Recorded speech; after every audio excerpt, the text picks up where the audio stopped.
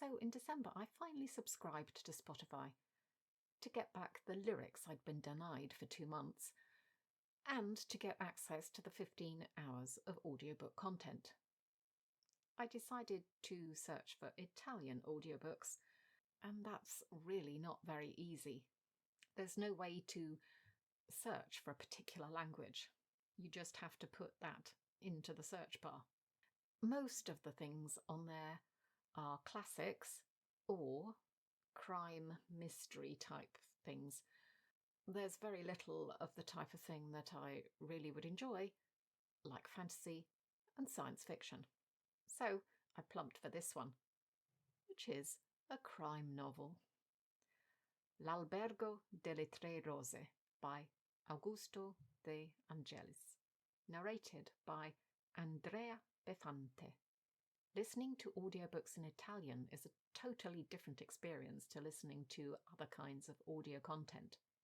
To start with, I could barely understand a word. But as time went on, that got a lot easier. It's a bit like when you get used to the voice of the author when you're reading. You have to do that with an audiobook as well, but you also have to get used to the voice of the narrator. So it's doubly difficult.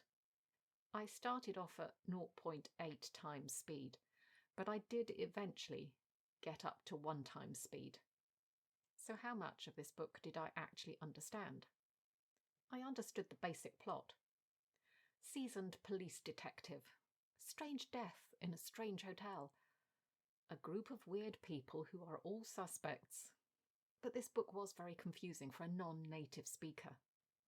In general, when the detective was thinking things through, I could pretty much understand what was going on.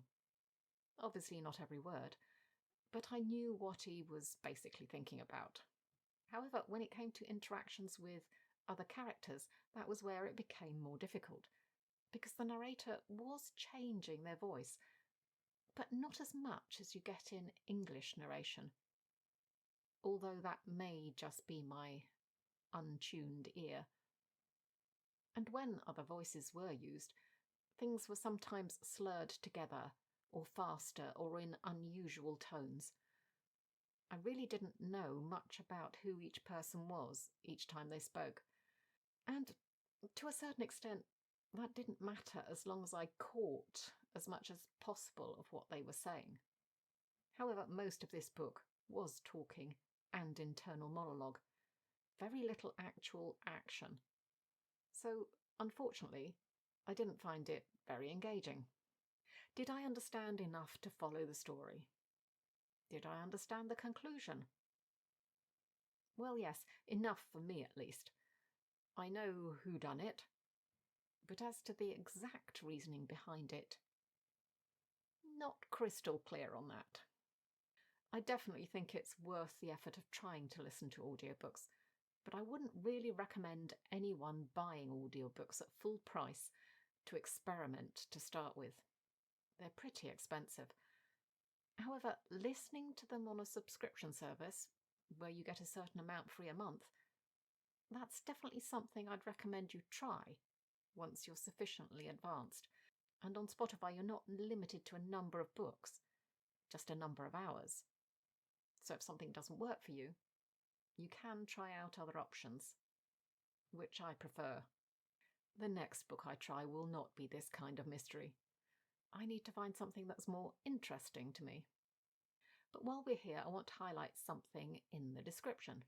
First, this author lived from 1888 to 1948, so this comes very definitely under the classic category.